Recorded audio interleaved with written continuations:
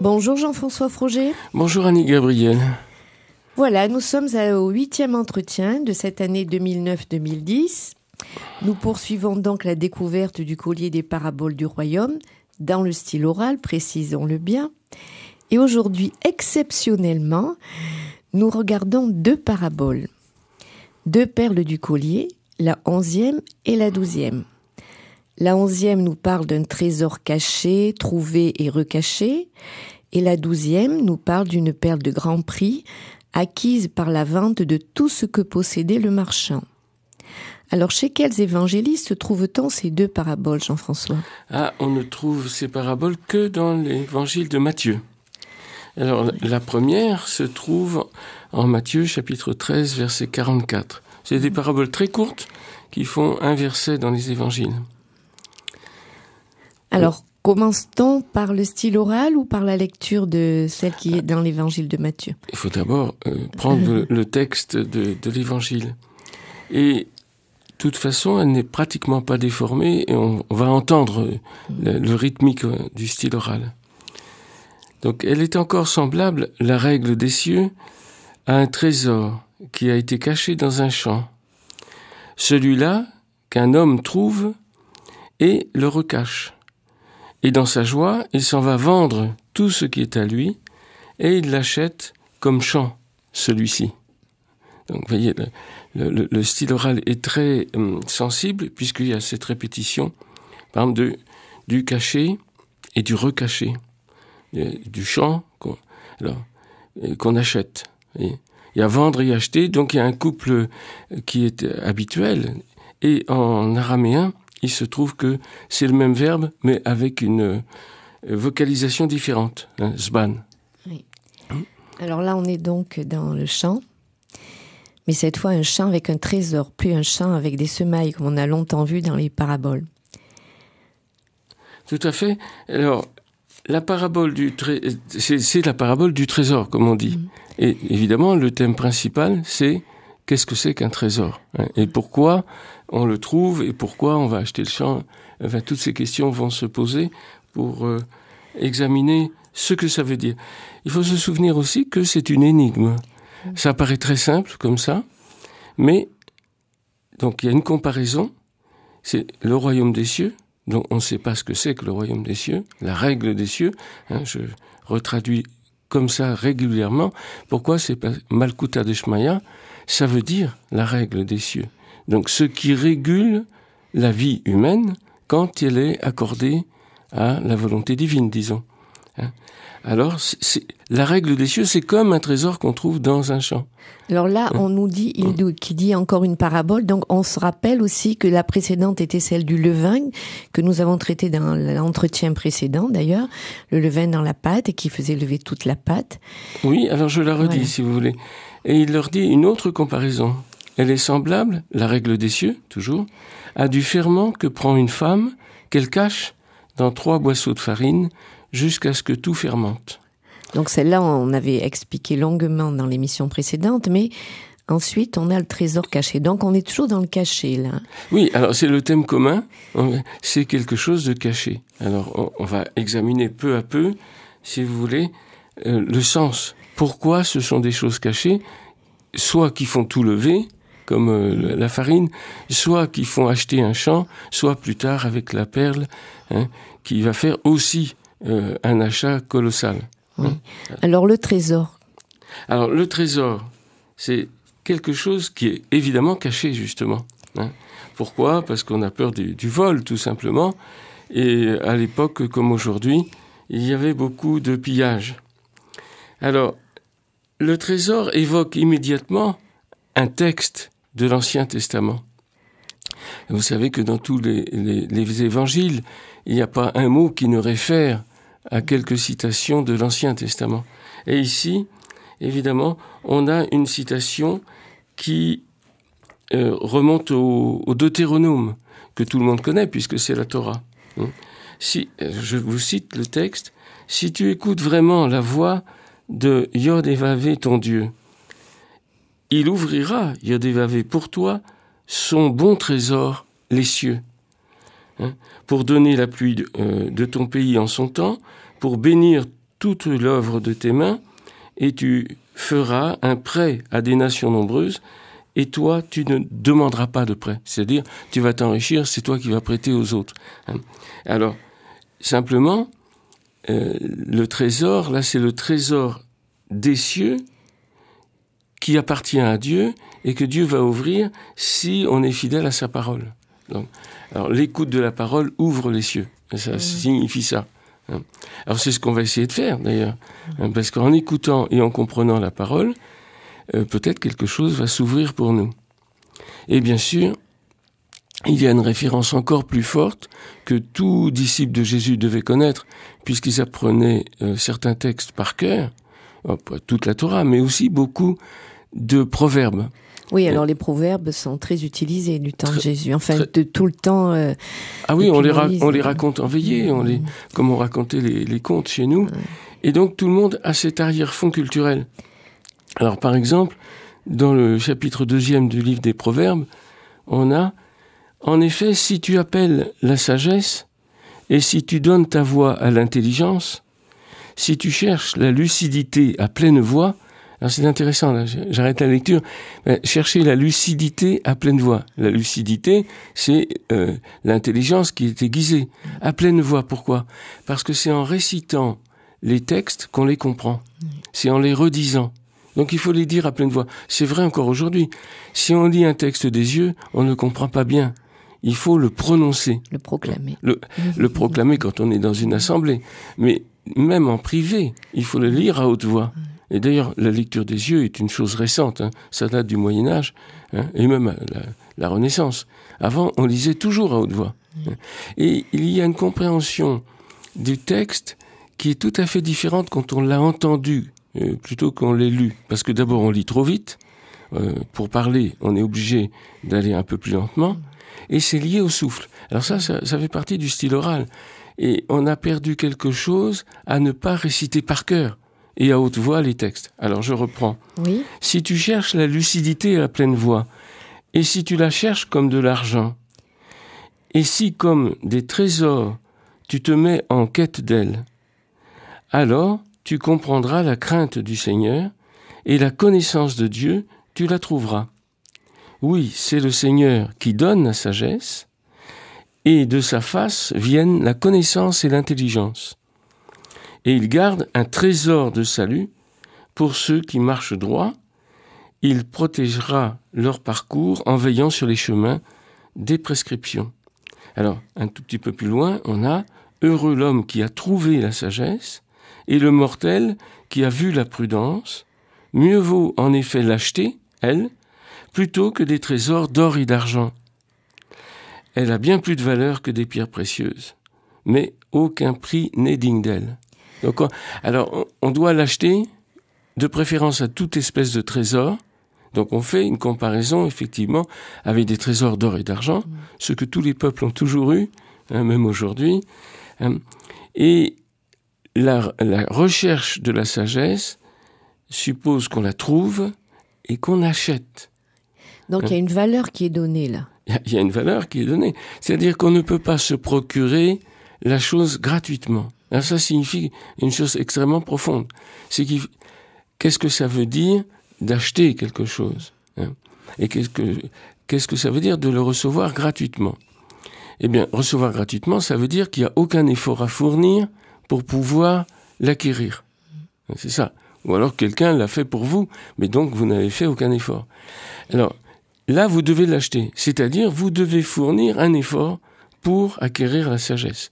Et effectivement, puisqu'il s'agit de recevoir des paroles, mais qu'il va falloir mettre en œuvre au niveau de l'intelligence d'abord, parce que sagesse et intelligence vont ensemble, et donc c'est la transformation de soi-même qui est accordée à celui qui travaille dans ce domaine-là, bien sûr. Et donc ça demande de l'intelligence, et il va falloir payer un prix qui est l'application du travail et la volonté de transformation. Oui. Donc ça, c'est assez onéreux. Et c'est pourquoi les trésors de la sagesse sont assez peu recherchés. Oui. Mais là, l'homme va le trouver, on va dire presque par hasard, dans le champ.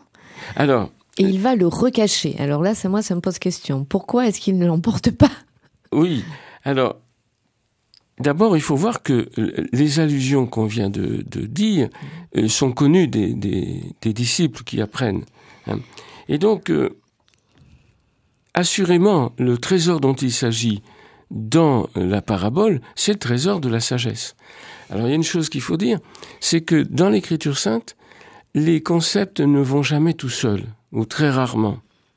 Il y a toujours une espèce d'équilibre qui tient à la bilatéralisation d'ailleurs. Et ici, vous l'avez entendu dans le texte des Proverbes, il s'agit de sagesse et intelligence.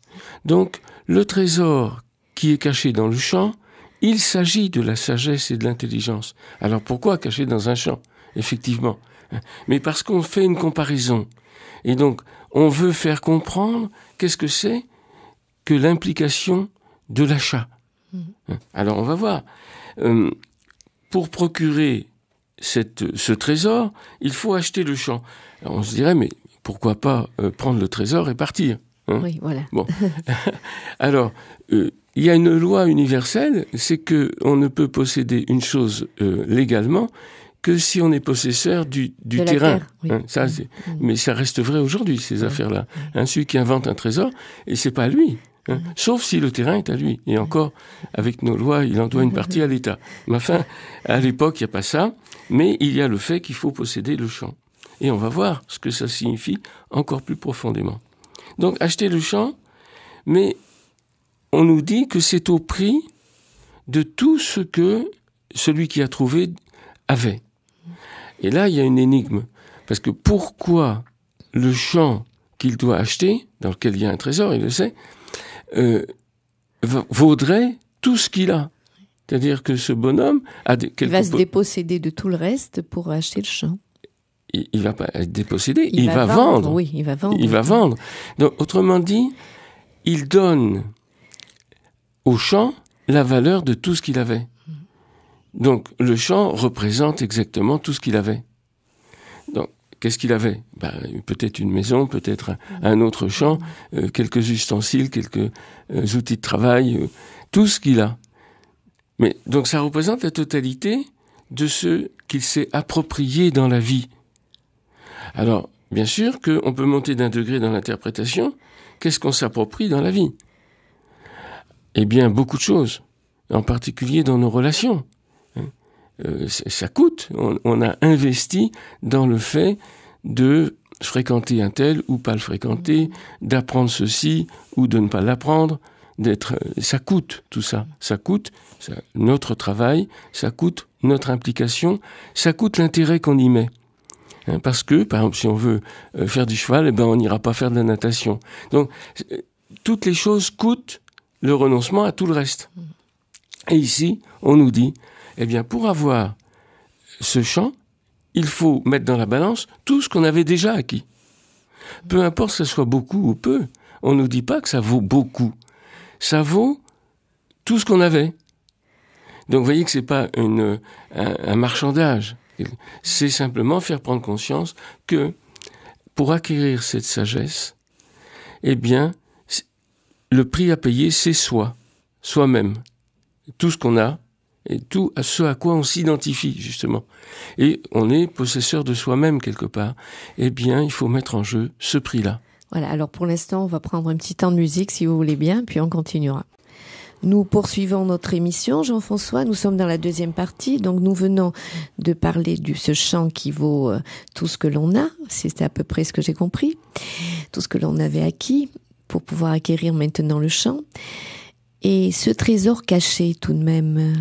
Alors, il faut retourner dans l'Écriture sainte et dans la Torah pour comprendre de quoi il s'agit. Parce que l'allusion est très claire quand on connaît le Deutéronome. Alors, on peut lire le passage du Deutéronome, chapitre 29, verset 28. « Ô Seigneur notre Dieu sont les choses cachées, et les choses révélées sont pour nous et nos fils à jamais, pour que soient mises en pratique toutes les paroles de cette Torah, de cet enseignement. » Bon. Alors, là on voit que ce qui est caché, en fait, appartient à Dieu. Et le fait de le révéler appartient à l'homme. Donc, tout le travail, justement, de révélation va être un travail Donc, qu'il faut acquérir d'une certaine façon. Ce qui a été révélé dans le Deutéronome, ce sont les bénédictions et les malédictions qui s'appliqueront à ceux qui auront écouté ou pas la parole. Donc les choses cachées concernent le monde à venir. Ça, c'est dans le champ des Écritures, en quelque sorte. Mais si on les entend comme venant de Dieu, les paroles de l'Écriture, on les entend comme une chose cachée, justement. Contrairement à tout ce qu'on croit, quand on lit l'Écriture, on lit énigme sur énigme, donc, dont le sens, précisément, est caché. Donc, et il faut acquérir quoi? Une compétence. Et le chant, c'est nous-mêmes, puisque c'est nous-mêmes qu'il faut mettre en jeu pour acquérir ce trésor. Donc, nous recevons, dans l'appropriation que nous faisons, même de la parole, nous recevons ce qu'on appelle la révélation. Oui, mais ce texte de révélation qu'on appelle la Bible, ce ne sont que des choses cachées qui viennent de Dieu. Et donc, il faut pouvoir leur donner un sens qui les exhume de quoi? Eh bien, de la façon dont nous les avons reçus. Et donc, il faut acquérir et mettre en œuvre tout ce que l'homme est pour comprendre la parole de Dieu. Alors, premièrement, si je me souviens bien, dans les émissions précédentes, depuis que nous travaillons sur le style oral, vous dites toujours, il faut d'abord apprendre, oui. Ensuite comprendre. Oui. Et évidemment, il y a encore autre chose, puisque ici, la parabole, il s'agit de valoriser les choses. Oui. Puisque il s'agit d'acheter, on achète, et à quel prix? Ça se discute, un prix, en principe. Ça se négocie. Eh bien là, il n'y a rien à négocier. Le prix, c'est tout. C'est tout. Tout nous-mêmes. Et donc, si on ne met pas tout nous-mêmes dans la balance, les paroles cachées qu'on reçoit ne pourront jamais donner une révélation vraie. Autrement dit, nourrir, illuminer l'intelligence de l'homme. Car les paroles de Dieu sont faites, non pas pour qu'on plie le genou aveuglément, en disant je crois mais j'y comprends rien, mais dire je reçois quelque chose qui illumine l'intelligence et le cœur. Donc je m'en vais joyeux. D'ailleurs, dans sa joie. C'est ce que j'allais dire. On voit qu'il est joyeux, dans sa joie il s'en va. Bien sûr. Donc il y a une joie. Pourquoi? Mais parce que tout d'un coup on y comprend quelque chose. Mais avant on peut pas être joyeux. On peut être qu'écrasé. On dit ça vient de Dieu mais j'y comprends rien. Bon, baissons la tête. Ou bien, comme font les modernes, révoltons-nous. Ça ne veut rien dire. À Dieu, c'est des choses archaïques, c'est des choses bon pour les archéologues, mais ça, c'est de la bêtise pure, tout simplement. Tandis que là, l'homme qui a trouvé cela, eh bien, effectivement, il a compris et il est joyeux. C'est un des signes. Si vous comprenez quelque chose à l'Écriture sainte, vous ne pouvez pas ne pas être dans la joie. C'est une joie qui éclate. Alors, comme dit dans le livre de Tobie, par exemple, il est bon de cacher le secret du roi, et ça, c'est ce que fait le prophète, mais il est honorable de révéler les œuvres de Dieu. C'est-à-dire, l'honneur de l'homme, c'est de mettre au jour et d'expliciter l'œuvre divine qui est toujours cachée au fond de notre cœur. Voilà. Un peu, d'ailleurs, comme font les scientifiques. Ils reçoivent le monde, qui est un cadeau de Dieu quand même. Mais tout y est caché. Les lois, il faut des siècles pour les mettre au jour. Et il faut beaucoup de gens qui travaillent. Alors on finit par comprendre un peu ce que c'est que la gravitation, ce que c'est qu'une charge électrique, etc. Ou l'électromagnétisme, dont nous nous servons là pour la radio. Oui, mais il a fallu des savants qui travaillent et qui mettent au jour ces lois. Mais ces lois, elles sont cachées, elles sont immanentes à la nature même.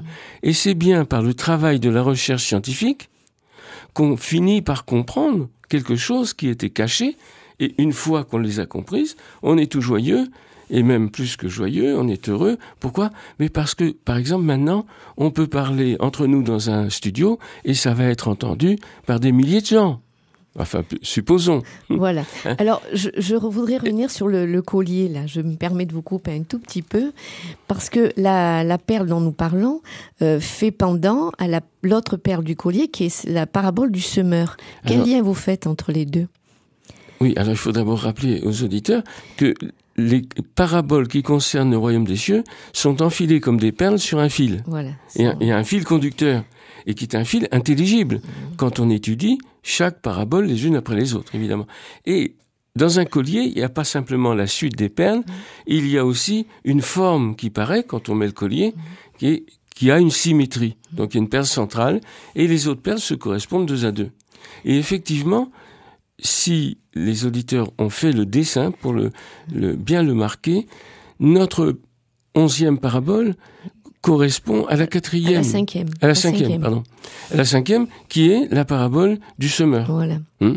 Alors, la parabole du semeur, où il s'agit de semer dans un champ. Et on voit les aléas qui arrivent, parce qu'il y a de la graine qui tombe au bord, et du chemin, elle va être dévorée. Il y en a d'autres qui tombent dans les épines, elle va être étouffée. D'autres qui tombent aussi sur le roc, elle va être brûlée. Et d'autres, enfin, qui tombent dans la bonne terre.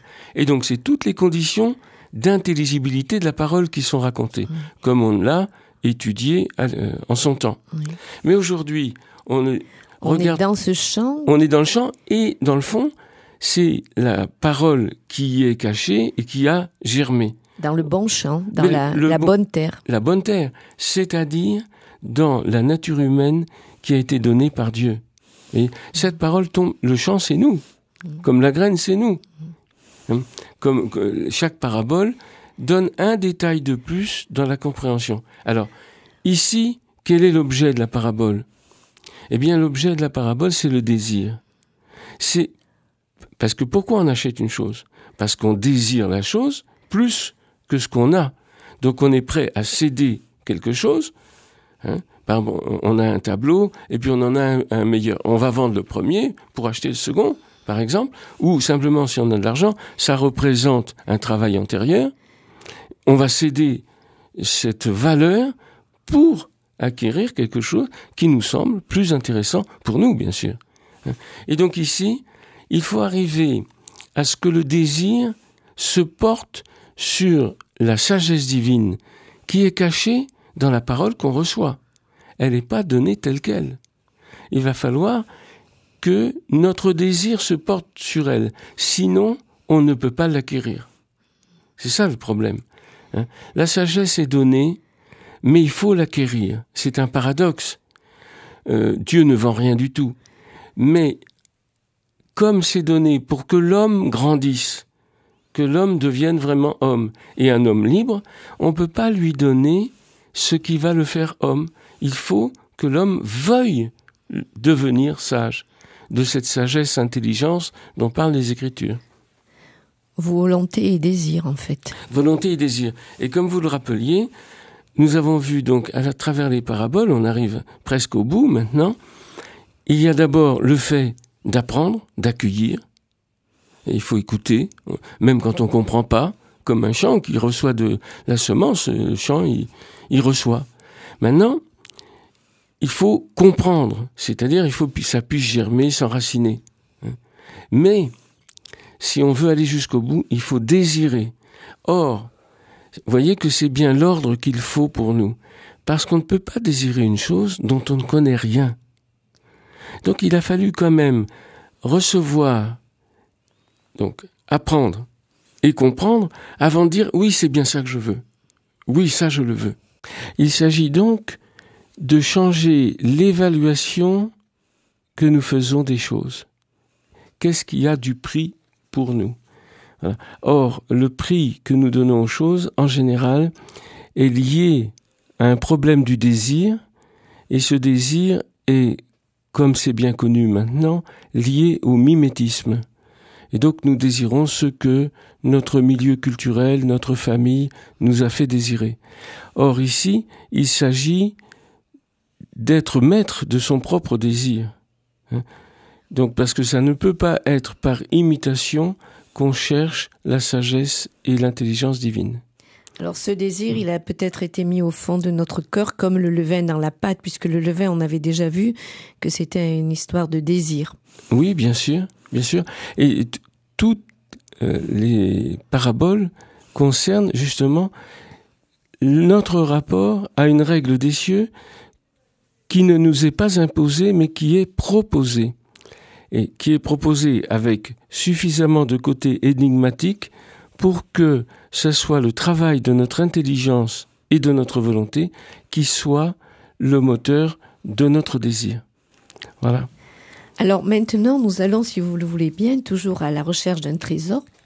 Mais cette fois, on va parler de la perle, la fameuse perle que le marchand va acheter. Oui, c'est la parabole qui suit immédiatement dans Saint Matthieu, d'ailleurs, puisqu'il a conservé une partie du collier. Et c'est dans Matthieu, chapitre 13, verset 45. Alors, je la lis, si vous voulez bien.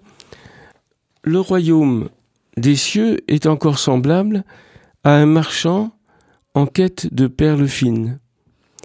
Et ayant trouvé l'une d'entre elles de grande valeur, il s'en alla vendre tout ce qu'il avait et il l'acheta. » Alors le problème se pose presque identiquement à la précédente. Oui, puisqu'il vend aussi tout ce qu'il a pour acheter la perle. Donc on est là comme celui qui vend tout pour acheter le champ. Oui.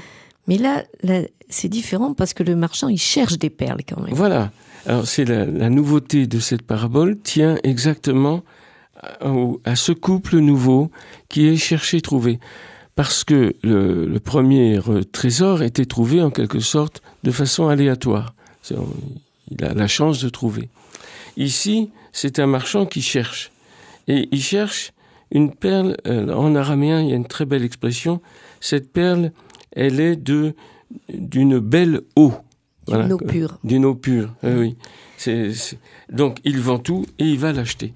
Alors, évidemment, la petite variante qu'il y a entre les deux paraboles nous fait faire attention à ce que veut dire le couple chercher-trouver.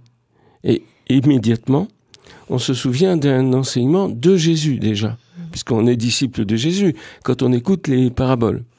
Et on sait que Jésus a enseigné une chose capitale qui est « demandez et on vous donnera ». Cherchez et vous trouverez. Frappez et l'on vous ouvrira. Car à quiconque demande reçoit, qui cherche trouve, et à qui frappe, il est ouvert. Vous savez, et la parabole continue d'ailleurs, parce que c'est aussi une parabole. Quel est l'homme d'entre vous à qui son fils demande du pain et qui lui donnerait une pierre?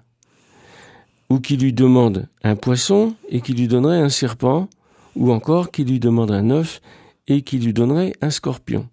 Si donc vous tous qui êtes méchants, vous savez donner de bonnes choses à vos enfants, combien plus le Père qui est dans les cieux vous donnera-t-il de bonnes choses? Oui. Alors on va laisser les auditeurs réfléchir quelques secondes là-dessus en écoutant un petit peu de musique. Nous poursuivons notre émission, Jean-François Frouget. Donc nous sommes dans la troisième partie, dernière partie. Le marchand donc qui va acheter cette perle contre tout ce qu'il avait précédemment. Et cette perle, est-ce qu'on la trouve ailleurs dans les livres de l'Ancien Testament, ce qu'on appelle, oui, bien sûr, dans les livres de la Torah? Est-ce qu'on a déjà des perles? Bien sûr, partout, mais il faut les voir, justement. Mais un endroit particulièrement clair, c'est dans le livre de la sagesse. Vous savez, c'est comme le livre des Proverbes, d'ailleurs attribué à Salomon.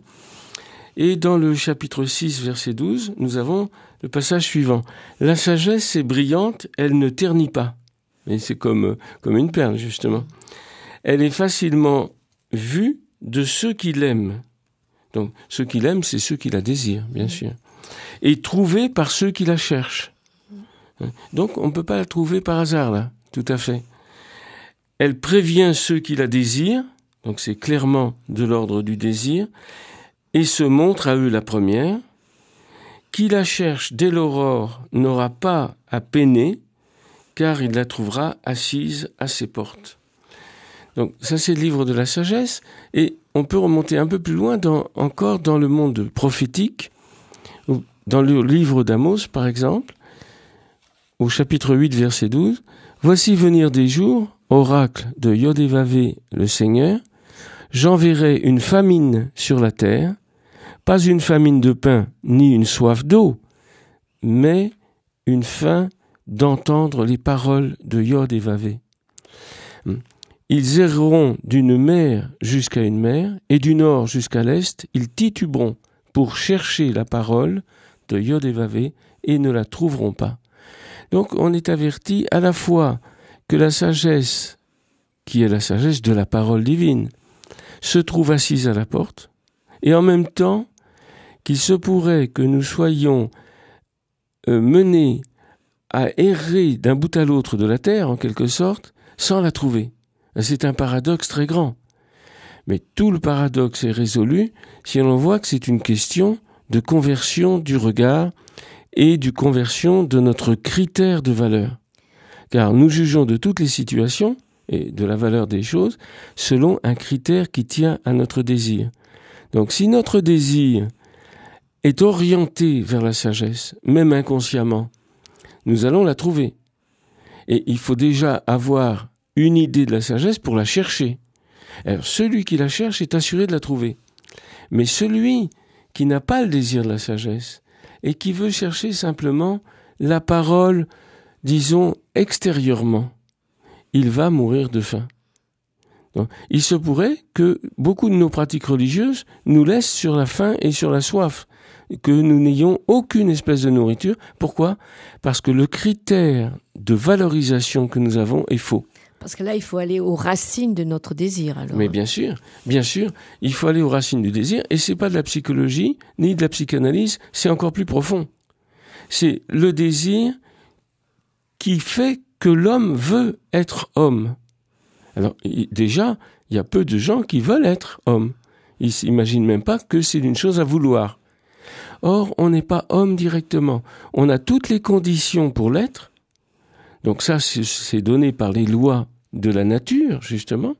Donc on ne discute pas, on reçoit le monde tel qu'il est fait, et notre vie, on nous l'a donné à notre naissance. Mais, pour devenir homme, il faut développer la capacité à la liberté. Et ça s'obtient par l'intelligence et la volonté. Mais surtout, par le désir. Ce qui fait que si on investit l'intelligence et la volonté dans ce que désire le monde, comme on dit, à savoir tout ce qui concerne la survie immédiate, nous ne cherchons pas la sagesse, nous ne la désirons pas, parce qu'elle n'est pas quelque chose qui concerne la survie immédiate. Ça concerne la construction de ce qu'est l'homme. Donc c'est une chose à désirer et c'est quelque chose d'extrêmement précieux. Alors là, dans cette parabole de la perle, si je regarde le collier, celle qui est en face, celle qui lui fait face, est celle des gamins sur la place, qui ne sont jamais contents, qui ne finalement veulent rien, qui refusent tout. Donc il y a bien un parallèle chaque fois entre les perles d'un côté du collier et de l'autre, puisque là on est dans le contraire en fait. C'est exactement ça. La première, c'est une des premières paraboles évidemment. C'est la quatrième. C'est que l'état où nous sommes, c'est est-ce que vous voulez chanter ? Non, on veut pas chanter. Est-ce que vous voulez pleurer ? Non, on veut pas pleurer. Et il y a une espèce de refus complet de ce qui dépasse notre fantaisie immédiate, notre désir immédiat. Or, la fin de cette parabole, c'est la sagesse est justifiée par tous ses enfants. Parce que lorsqu'on cherche la sagesse, toutes les situations vont être bonnes pour la trouver. Que ce soit des situations de bonheur ou des situations de malheur. Parce qu'on est, en quelque sorte, au-delà du bonheur et du malheur. Ça, c'est le sentiment immédiat. Mais l'homme se trouve au-delà. Alors, Jésus prévient aussi de cette difficulté. Et, par exemple, dans l'évangile de Saint Jean, nous entendons qu'il arrivera un moment où vous me chercherez et vous ne me trouverez pas. Et où je suis, vous ne pouvez venir. C'est-à-dire, vous ne pouvez venir dans l'état où vous êtes. Il va falloir donc cette transformation du désir pour pouvoir suivre, chercher et trouver. Alors, les gens étaient très étonnés de ce qu'il a dit, parce qu'ils disent, mais que signifie la parole qu'il vient de dire ? Vous me chercherez, vous ne me trouverez pas. Alors, déjà, le chercher, c'est un signe positif. Puisqu'on se dit, quand même, cet homme est peut-être le Fils de Dieu, c'est peut-être le Messie. On est dans les disciples qui n'ont pas encore fait leur conversion complète. Ils n'ont pas encore vu. Parce que les premiers, ils n'ont pas à croire ce qu'on leur dit, parce que personne ne leur dit rien là-dessus, sur Jésus. Il faut le découvrir. Et ce qui a été tout à fait étonnant, et le fait qu'on en parle encore est encore plus étonnant, c'est que certains hommes ont réussi à voir que Jésus était le Messie et même le Fils de Dieu. Ce qui est très étonnant, parce que rien n'y prépare dans la vie courante. Et simplement, la connaissance des Écritures est très utile, et c'est le champ qu'il faut cultiver, parce que ça donne les critères de repère. On dit, mais oui, mais alors, il réalise tout ce qui a été dit par les prophètes. Alors du coup, on peut voir que c'est lui la sagesse incarnée. C'est lui qu'il faut désirer. Oui.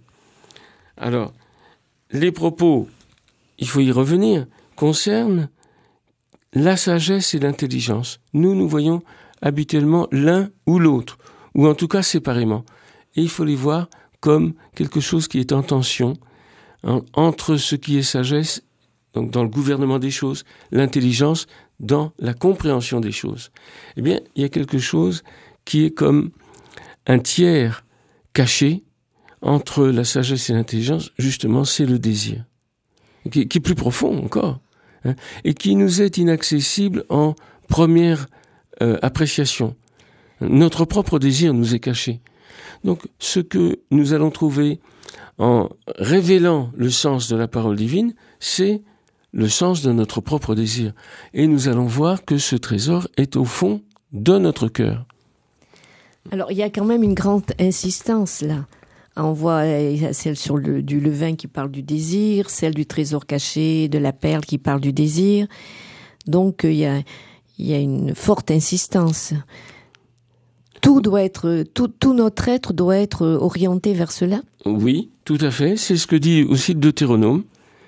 Parce que toutes les paroles de Jésus, encore une fois, renvoient à la Torah. Et par exemple, dans le Deutéronome, au chapitre 4, verset 27, vous avez « Yod et Vavé vous dispersera parmi les peuples, et il ne restera de vous qu'un petit nombre. » De là-bas, donc d'une situation de misère quelque part, hein, tu chercheras Yod et Vavé ton Dieu, et tu le trouveras si tu le cherches de tout ton cœur et de toute ton âme. Et on revient peu à peu au commandement tout à fait premier qu'on trouve dans l'Écriture, c'est « Tu aimeras le Seigneur ton Dieu de toute ton âme, de tout ton cœur, de toutes tes forces. » Que Jésus va reprendre évidemment, en y ajoutant « de toute ton intelligence et le prochain comme toi-même. » Eh bien, on ne peut pas aimer Dieu sans cette recherche et cette trouvaille de la sagesse-intelligence. Sinon, c'est du rêve, c'est des paroles. Et cet amour de Dieu va se révéler au fond de notre propre désir, et nous allons être très étonnés, parce qu'il n'y a aucun effort à faire pour cela. L'effort à faire, c'est de sagesse et d'intelligence, de recherche. Voilà. Donc, mais il suffit de se mettre au travail. Voyez ? Alors, il faut que le désir soit induit par un désir qui vient d'autrui. Donc, nous recevons, par exemple, l'amour des Écritures par quelqu'un qui aime les Écritures. Parce que de nous-mêmes, si on ouvre une Bible, on regarde, on ne comprend rien, on la referme. Parce qu'on se dit, mais qu'est-ce que c'est que ce fatras de texte ? Oui, il faut toujours une aide à l'interprétation de toute façon. Au départ, oui. Et ensuite, évidemment, il faut le faire sien, puisqu'il s'agit d'aller vers la liberté. Mais là, on est dans le tout ou rien pour une fois. Je veux dire, notre désir doit être tout tourné vers Dieu, vers cette recherche. Et les dernières paraboles y insistent lourdement, si j'ose dire, c'est que la dame qui met du levain dans la pâte, elle attend jusqu'à ce que tout fermente. Oui. Et ici, il s'agit de vendre tout pour acquérir cela. Donc, il y a une espèce de synthèse, de totalité qui doit se nouer à ce moment-là. Alors, on peut se demander pourquoi cette insistance. Tout ce qu'il possède.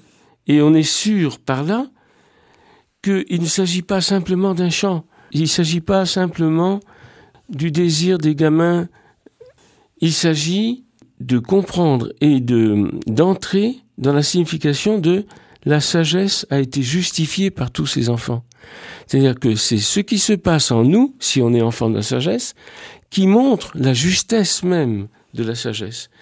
Et ce désir, évidemment, il est tellement total que on finit par comprendre l'unicité de Dieu, parce que c'est lui l'objet du désir, derrière tous les désirs. Alors, évidemment, nos désirs immédiats nous aveuglent sur leur finalité profonde. Et cela est révélé dans l'Écriture sainte parce que ce qu'on va découvrir, c'est un nom de la divinité. Et ce que dit dans la Torah, dans l'Exode, Dieu révèle qu'il est un Dieu jaloux. Alors oui, ça nous étonne beaucoup. Oui, ça nous étonne toujours cette parole. Pourquoi un Dieu jaloux? Jaloux de quoi? Jaloux de qui? De personne. Mais ça signifie que il est l'unique, non seulement dans son être, comme on dit, mais il est l'unique objet du désir. C'est-à-dire que si on désire autre chose, ou si notre désir est perverti ou distrait, nous ne pouvons pas le connaître. C'est-à-dire, si nous ne désirons pas que lui, il reste inconnaissable. Et du coup, on peut prendre l'image de la jalousie qui rejette un homme jaloux, par exemple, ne veut l'amour que pour lui. Hein? Bon. Alors, on se sert de cette image qui est presque choquante pour montrer que, en fait, c'est la totalité du désir qu'il faut investir. Et c'est ça la véritable jalousie. C'est une jalousie divine, c'est l'unique et unification du désir. Hein? Alors, si nous arrivons à cette unité-là, et nous sommes tout simplement en Dieu. Voilà, eh bien on va s'arrêter là si vous voulez bien pour cette émission. Et puis à la prochaine rencontre. Merci Jean-François Frouget. Au revoir Annie Gabriel.